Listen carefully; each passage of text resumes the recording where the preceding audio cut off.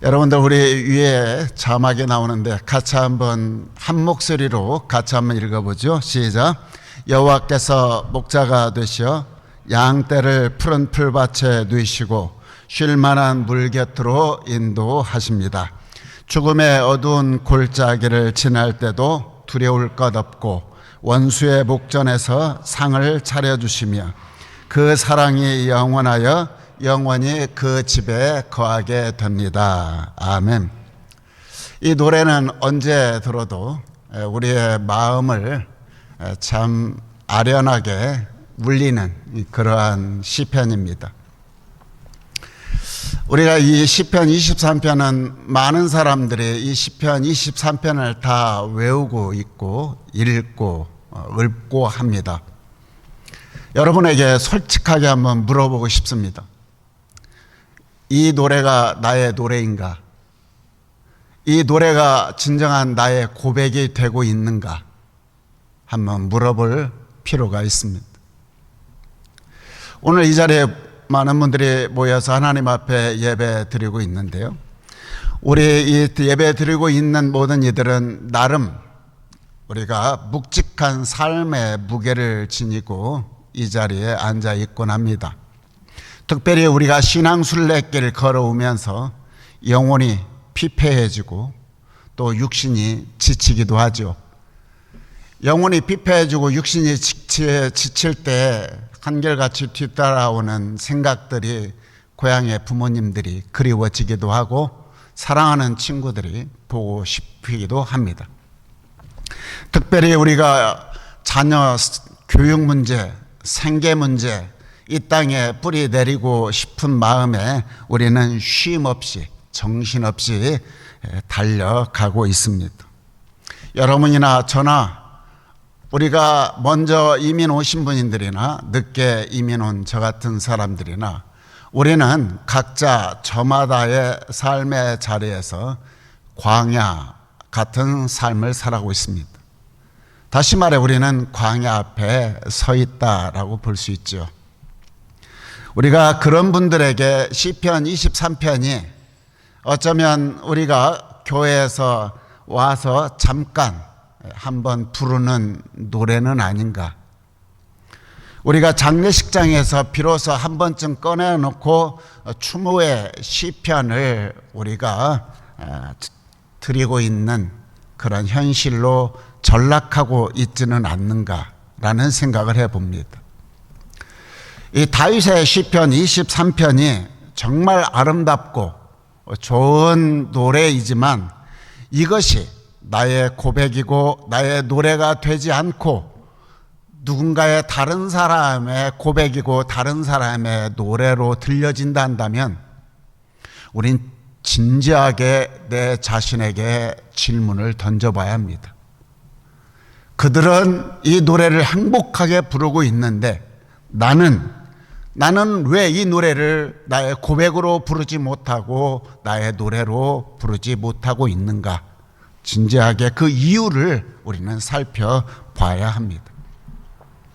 시편 23편을 쓴 다윗은 그의 삶을 보면 역시 처절하고 고달프고 힘든 세월을 살다가 마지막 인생의 끝자락에서 오늘 시편 23편을 노래하고 있는 것입니다. 지난 수천 년 동안 우리보다 더 고생하고 우리보다 더 힘들고 아프고 많은 역경 속에서 살아왔던 우리의 신앙의 선배들도 이 노래를 가슴으로 진심으로 고백하고 노래를 불렀다는 사실입니다. 그렇다면 다윗이 불렀던 이 노래, 우리의 선배들이 진심으로 가슴을 담아 하나님 앞에 불렀던 노래, 자신의 고백을 담았던 노래, 그 비밀이 어디에 있는가?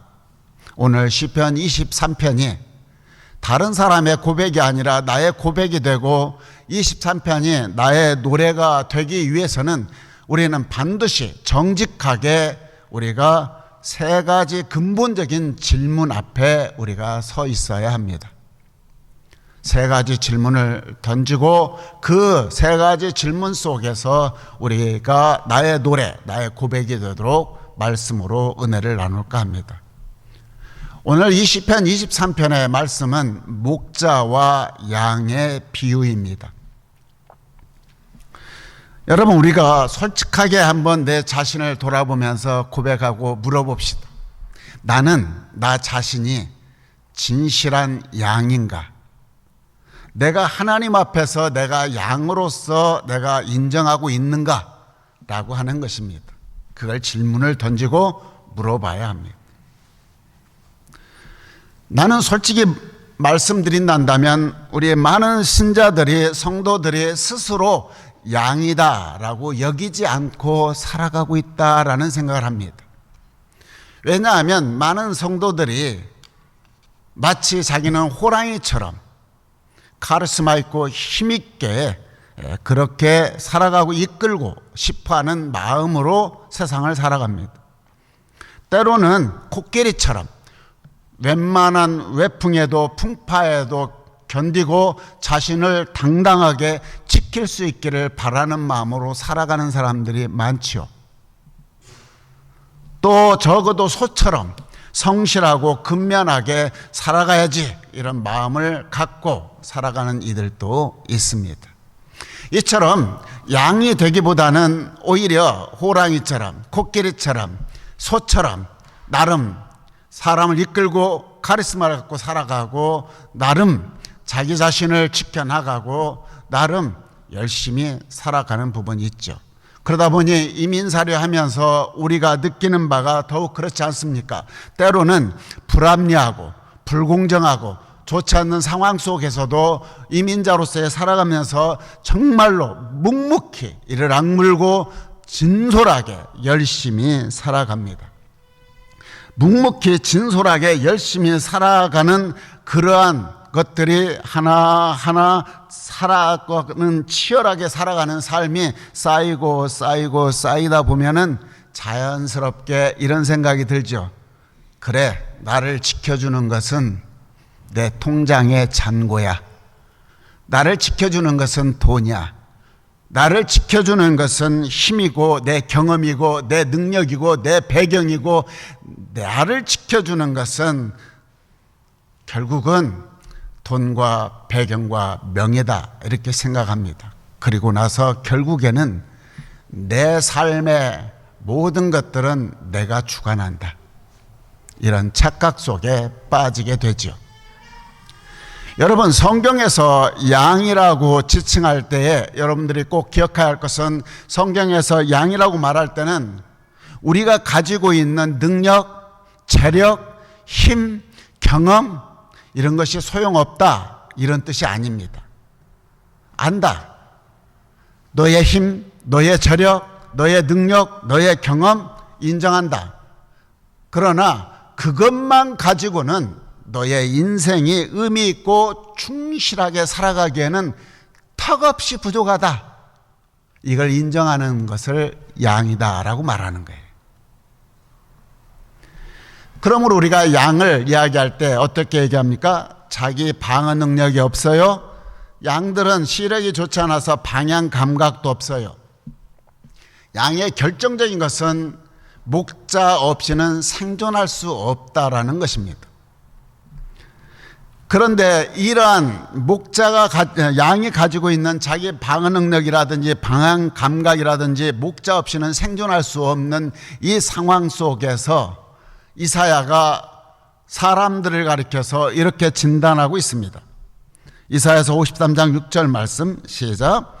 우리는 모두 양처럼 길을 잃고 저마다 제 갈 길로 흩어졌습니다. 아멘.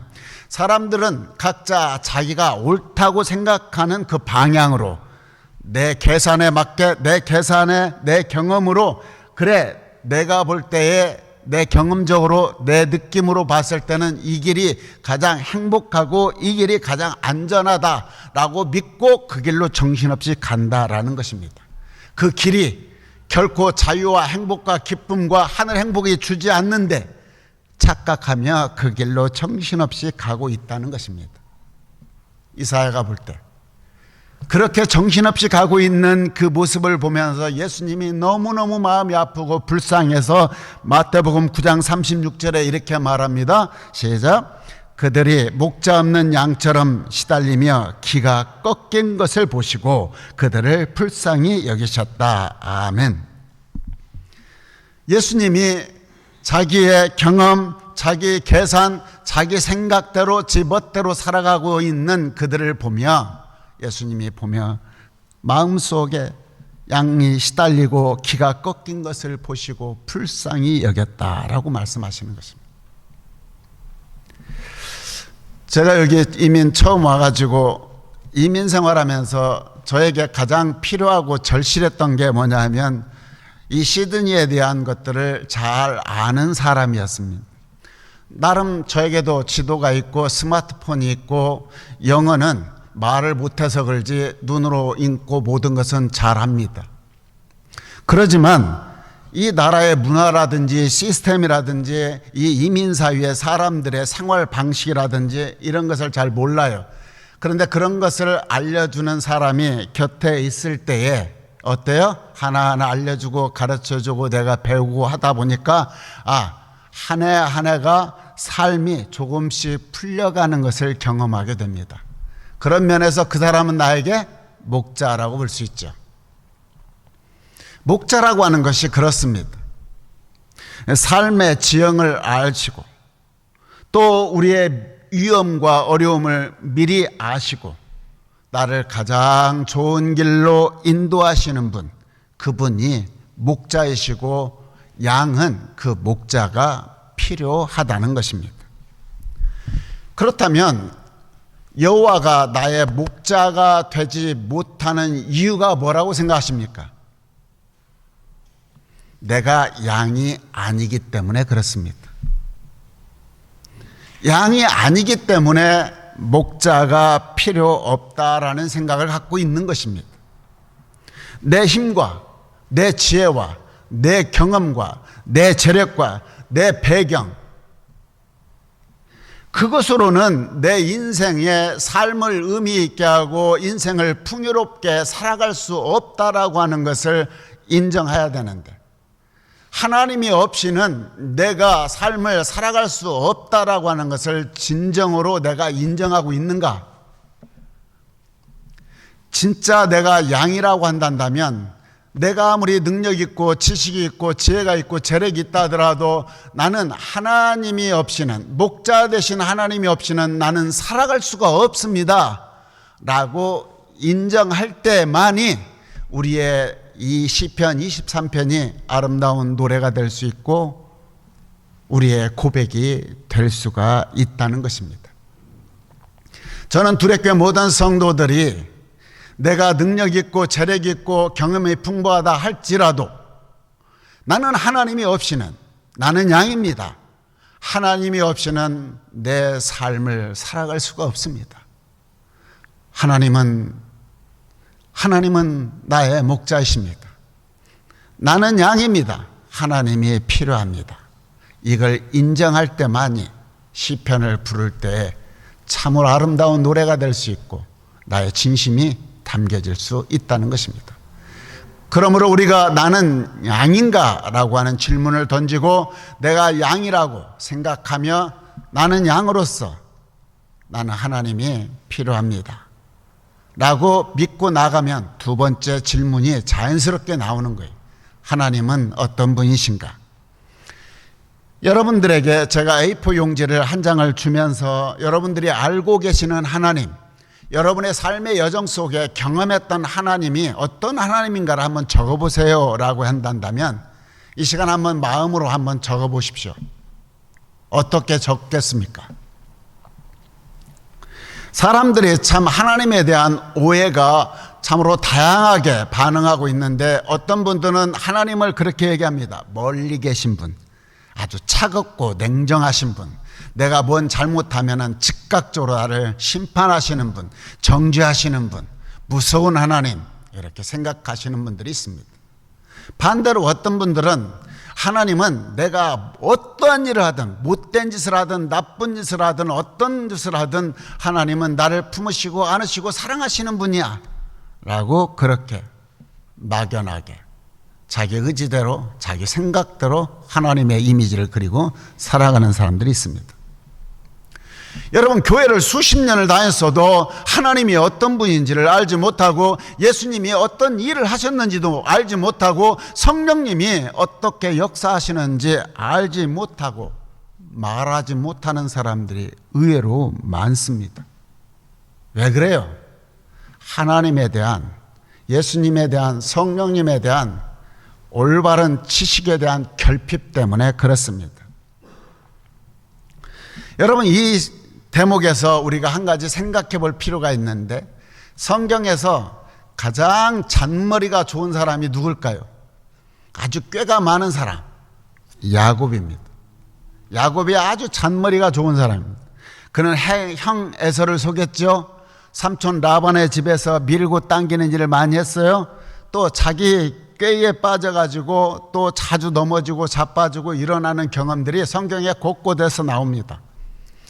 이렇게 아주 잔머리가 많고 잔꾀가 많고 그렇게 인생을 그런 식으로 사기치면서 살아왔던 야곱이 인생의 막바지에 일어나서 그가 아들들에게 축복하면서 한 얘기가 참 대단합니다. 같이 한번 읽어볼까요? 창세기 48장 시작. 나의 나던 날로부터 오늘에 이르기까지 나를 기르신 하나님. 야곱은 자기 꾀대로, 자기가 가고 싶었던 길대로, 자기가 생각했던 길대로 갔어요. 근데 그 인생의 끝자락에서 그가 발견했던 것은 바로 이것이었습니다. 하나님은 처음부터 나의 목자이셨다. 내가 몰랐을 뿐이지 그분은 한 번도 나를 놓으신 적이 없다. 내가 그분에게서 시선을 돌리고 등을 돌렸을지라도 한 번도 하나님은 나에게서 시선을 띄우지 아니하고 등을 돌리시지 아니하셨던 분이다. 오늘에 이르기까지 나를 기르신 하나님이라고 고백하고 있습니다. 다시 말해, 하나님은 어떤 분이었는가? 하나님은 나의 든실한 목자이십니다 라고 고백하고 있는 장면입니다. 내가 양이 필요합니다 라고 진정으로 고백하고 살아가는 사람들은 자연스럽게 따라오는 고백이 뭐냐? 하나님은 나의 든실한 목자이십니다 라고 말할 수 있다는 것입니다. 한국교회에 한때 사경회가 한참 유행했던 때가 있습니다. 이 사경회는 귀한 전통이라고 볼 수 있는데요. 성경을 깊이 연구하고 배우는 시간이 사경회였습니다. 저도 목회하는 동안에 딱 2번 부흥회 외에는 계속적으로 사경회만 했습니다. 1년에 2차례씩 하나님의 은혜를 경험하고 하는 그런 부분들, 하경삼이라고 말씀도 나누고 했던 기억들이 있습니다.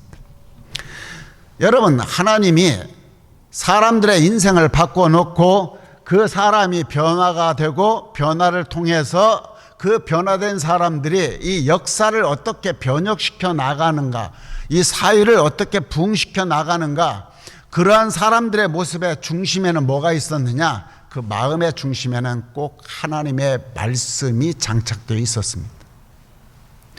여러분, 성경은 살아계신 하나님, 살아계신 하나님이 어떤 분인가를 설명해주는 고귀한 정보들이 가득 담겨져 있습니다.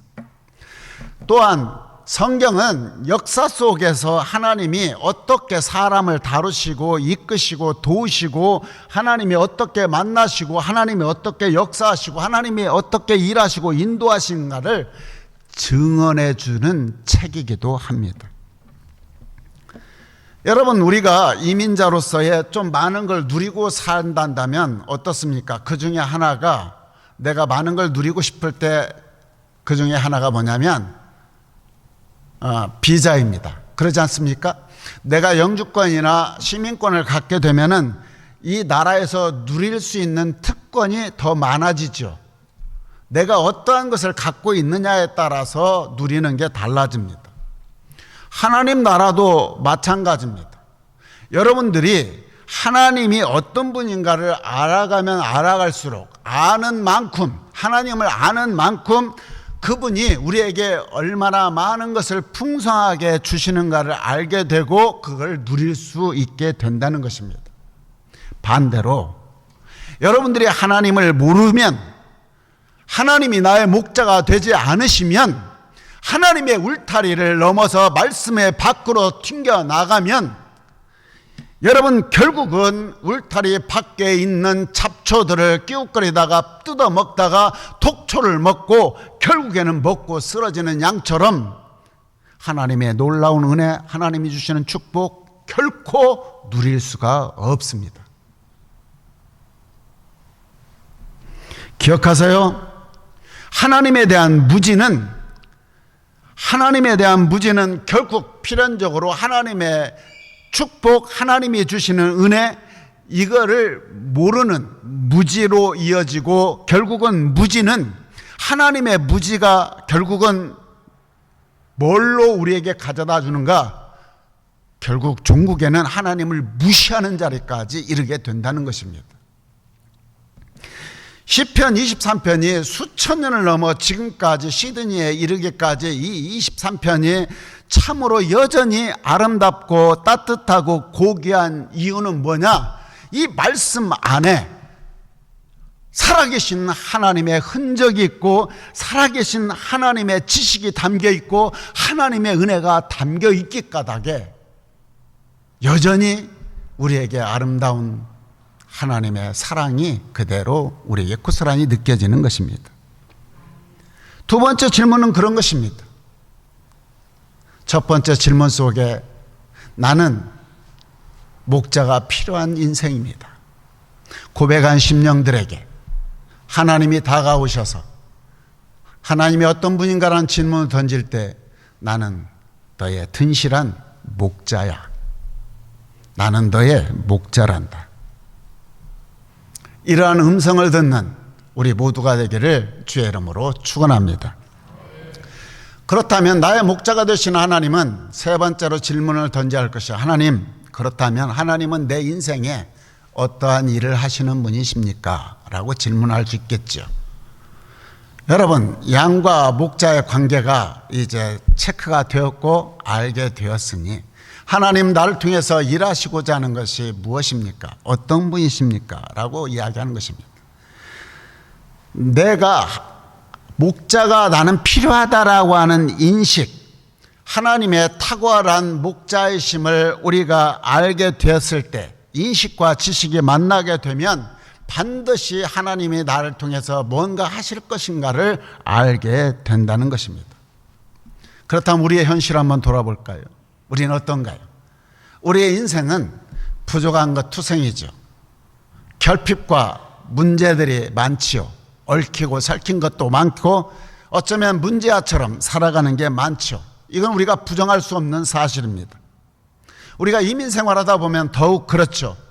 우리가 익숙했던 것들을 뒤로 하고 우리가 새로운 것들은 아직 내 몸에 착 달라붙지 못하고, 우리의 살아가는 내 모습들이 늘 무언가 부족하고, 여러분들 살아가는 모습들이 해결되지 않는 문제들이 늘 우리의 삶을 꼬리에 꼬리를 물고 계속 따라옵니다. 그렇죠? 우리만 그럴까요? 다윗도 그랬습니다. 다윗이 얼마나 참으로 힘들고 아프고 부족하고 문제가 꼬이고 어려운 일이 많았는지를 시편 6편 6절에 이렇게 말합니다. 같이 읽을까요? 시작. 나는 탄식하다 지치고 말았습니다. 밤마다 침상을 띄울 만큼 눈물을 흘리고 잠자리를 흥건히 적십니다. 아멘. 다윗도 이런 세월을 살았어요. 우리만 사는 게 아니라. 그 많은 시편에 다양한 데가 나오거든요. 주님, 저를 불쌍히 여겨 주옵소서. 나는 고통을 받고 있습니다. 울다 지쳐서 내 눈이 흐려지고 있습니다. 내 몸과 마음이 활력을 잃어버렸습니다. 나는 슬픔으로 기력이 소진되었고 나의 햇수가 탄식 속에 흘러가고 있습니다. 시편 69편에는 주님, 저를 이 수렁에서 이끌어 주옵소서. 나를 미워하는 자들에게서 이 깊은 물 속에서 나를 건져 주옵소서. 여러분뿐만 아니라 시편 23편의 다윗도 이처럼 탄식과 눈물과 수렁에 우리에게서 먼저 살았습니다. 이런 고통스럽고 아픔과 힘들과 눈물과 처절한 아픔 속에서 불렀던 노래가 훗날 비로소 시편 23편을 부를 수 있었던 것입니다. 시편 23편이 먼 풀밭에 누워가지고 시드니 오페라 하우스를 바라보면서 백일몽을 꿈꾸고 노래 불렀던 그런 말씀이 아닙니다. 그 말씀은 처절한 인생을 현장 속에서 발을 딛고 살아가는 그 현장 속에서 하나님을 만나고 하나님 목자이신 하나님 관계 속에서 따뜻함을 느끼면서 불렀던 노래라는 사실입니다. 그렇다면 여러분들이 부족함을 느끼고 결핍을 느끼고 문제가 꼬이고 아프고 힘들 때 그 이유가 무엇이라고 생각하십니까? 여러분 그 이유를 알아야 할 거 아니에요. 모세라는 사람이 이스라엘 백성들을 향해서 이렇게 얘기합니다. 신명기 2장 7절 말씀 시작. 주 당신들의 하나님이 당신들과 함께 계셨으므로 당신들에게는 부족한 것이 아무것도 없습니다. 여러분 광야에서 매일 만나와 메추라기를 먹고 살아가던 이스라엘 백성들에게 모세가 한 말이 이겁니다. 뭐라고 그랬습니까? 당신들에게는 부족한 것이 아무것도 없었다라고 말합니다. 기억하세요? 광야 살일 때 만나와 메추라기를 먹여주셨던 이스라엘 백성들에게 너희들은 부족한 것이 없이 살았다라고 말합니다. 어떤 생각이 들어요? 이스라엘 백성들이 부패 식사를 했기 때문에 아닙니다. 이스라엘 백성들이 따뜻한 물에 목욕을 하고 사우나를 했기 때문에 천만의 말씀입니다. 그들에게 부족함이 없었다라고 하는 것은 어떠한 상황 속에서도 하나님이 함께 계셨기 때문에 부족함이 없다는 것입니다. 그래서 여러분들이 부족함을 느끼고 인생에서 아픔과 괴로움과 결핍의 문제가 있을 때에 꼭 기억하세요. 그것은 하나님을 인격적으로 만나는 통로다라는 것입니다. 많은 사람들이 자기가 풍족하고 풍요로울 때는 어때요? 일이 잘 풀릴 때 어김없이 하나님을 잊어버리는 경향이 참 많아요. 지잘난 맛에 살아요. 더 이상 내가 부족한 것을 느끼지 않을 때, 내 힘으로 안 된다라고 느낄 때, 내 경험으로 내 삶의 여러 가지 일들 속에서 내가 한계를 느낄 때에 내가 아무리 발버둥 쳐도 잘 안 된다고 느끼는 그 자리가 하나님을 만나는 자리고 하나님이 나타내는 자리입니다. 내가 힘들고 아프고 결핍과 문제가 있는 그 자리 속에 하나님은 여전히 나타난다. 왜? 그 자체가 하나님을 만나는 통로이니까. 그래서 우리가 그 만남 속에 임마누엘의 하나님이라고 고백도 하고 여호와 니시 하나님이라고 기도도 하고 여호와 라파의 하나님이라고도 기도하고 샬롬의 하나님이라고도 기도하고 하나님이 함께 하시니 내 자리가 평안합니다. 내가 결핍과 문제가 있는 그 자리가 바로 무슨 자리냐? 기도의 자리입니다. 기도는 나의 문제와 부족함과 결핍과 문제, 뒤틀린 것, 꼬인 것들 가지고 하나님 앞에 서는 것이 기도입니다. 하나님, 제가 이것이 없습니다. 하나님, 이것이 필요합니다. 이 문제 실타래처럼 꼬여 있는 거 하나님 풀어주십시오. 내 힘으로는 안 됩니다. 우리 교회에 우리 삶에 문제가 있고 결핍이 있을 때 그때 여러분들이 느껴야 할 것이 뭐냐? 나의 목자 되신 하나님 앞에 오라 하시는, 너의 입술을 열라 하시는 하나님의 사인이구나. 하나님이 그러한 자리구나. 하나님, 이 둘의 교회를 불쌍히 여기시고 자비를 베푸시고 긍휼히 여겨 주옵소서. 문제에 내 시선을 고정시키는 게 아니라 나의 시선을 하나님께 고정시키고 내 입술을 열어 하나님, 이 교회를 불쌍히 여기시고 자비를 베풀어 주시고 우리 성도들 하나님 사랑해 주시기 원합니다. 나의 문제를 풀어주시기 원합니다. 하나님 해결해 주시기 원합니다. 나의 부족을 채워주시고 나의 꼬인 것들을 풀어주시기 간절히 바랍니다. 그럴 때에 하나님, 우리의 간절한 기도, 목자 되신 하나님이시기에 양이 처절하게 힘들어하는 걸 긍휼히 여기시고 불쌍히 여기셔서 하나님이 그 결핍을 채워주시고 부족함을 채워주시고 문제를 풀어주신다는 것입니다. 내가 너와 함께 하는. 두렵게 성도 여러분, 기도하셔야 합니다. 지금 우리 교회가 필요한 것은 기도입니다.